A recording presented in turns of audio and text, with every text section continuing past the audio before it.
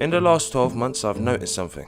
We've been blessed with great game after great game. Dating back to around May last year, we've had a long list of high quality games that just goes on and on. The vast majority of them were well crafted experiences that deservedly went on to sell well. The ones that didn't sell as well as expected left me slightly puzzled, wondering why they struggled. Such games such as Call of Duty and Battlefield undermined each other, but that's a given in a competitive market. One game's success is usually derived in another's apparent failure. Add the fact that you can't play two games at once, and you have an environment where certain games are going to be missed, or even worse, forgotten. The reality is that while critical acclaim is nice, the amount of units sold is of greater importance.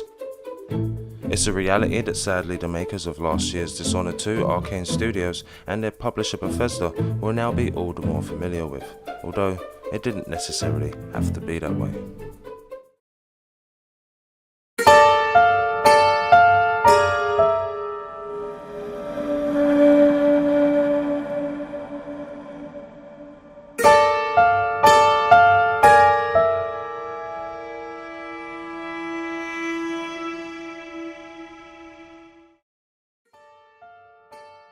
Dishonored 2, released last November, was the sequel to 2013's critically acclaimed Dishonored.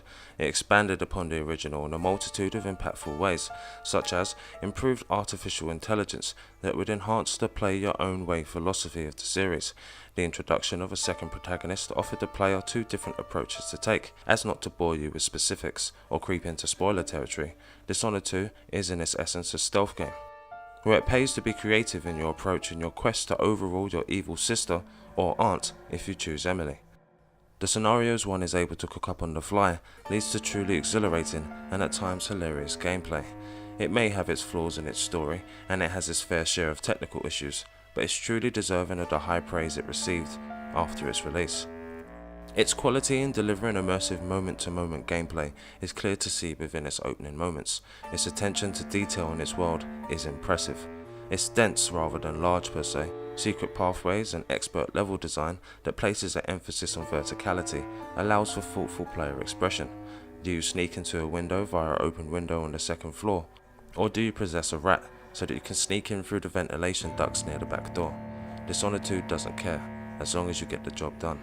While that open-ended approach ultimately isn't for everyone, the execution of this design choice is pulled off with ease. Yet Dishonored 2, a game barely 7 months old, is on sale. Now, a price of a game doesn't necessarily stand as any barometer of quality, but for the developer Arkane Studios and its publisher Bethesda, it may be a little worrying. For a little context, Dishonored 2's publisher Bethesda last year amended its review policy. As things stand, publications and influencers receive review copies of all Bethesda games the day before release.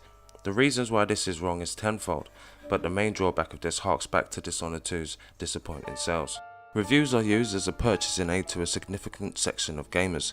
The inability to have the knowledge of the quality of Dishonored 2 on its release day and following days of its opening week meant that those awaiting a helping hand in validating their purchase were left to do so without that aid.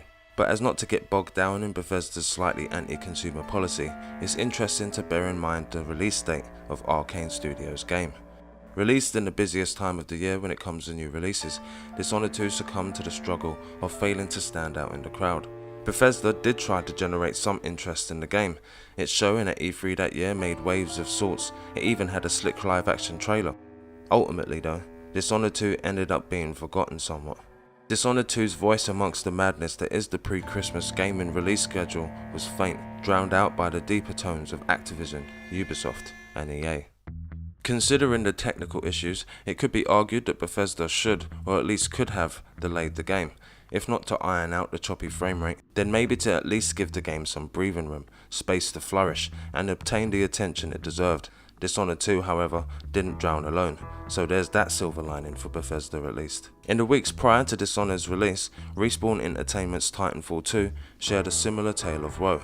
Sandwiched between the established franchises of Battlefield and Call of Duty, the newer EA franchise also struggled to find a larger audience.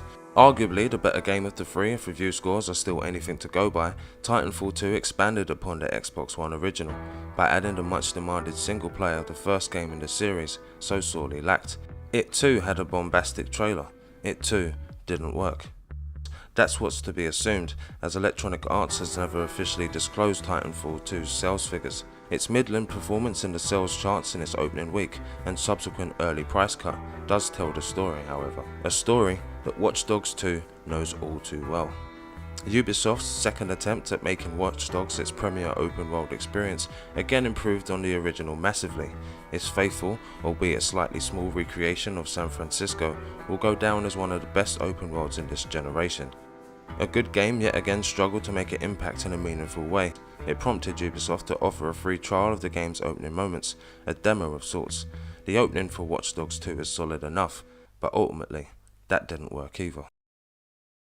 As the industry grows, it's inevitable that games like Dishonored 2 will be overlooked. Where in the past we were limited to a small cross-section of games, we now live in a time where any person can find a game that speaks to them in some way. Without diversity in its offerings, diversity in its clientele would be hard to find. It's understandable that some games will fare better than others. Factors like brand association, public image and advertising power have huge ramifications too. The Call of Duties and Grand Theft Autos of the world will always sell in numbers due to their history and reputations. Sometimes quality isn't enough.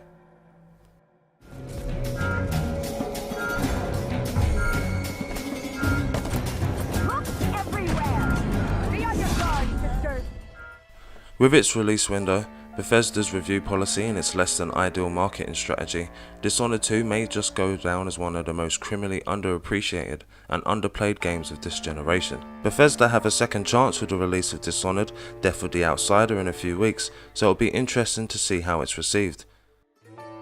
We saw again earlier in the year with the release of Arkane's other game Prey that its publisher still isn't doing them any favours. I guess we'll know in September whether the cracks in Karnaca can be patched up.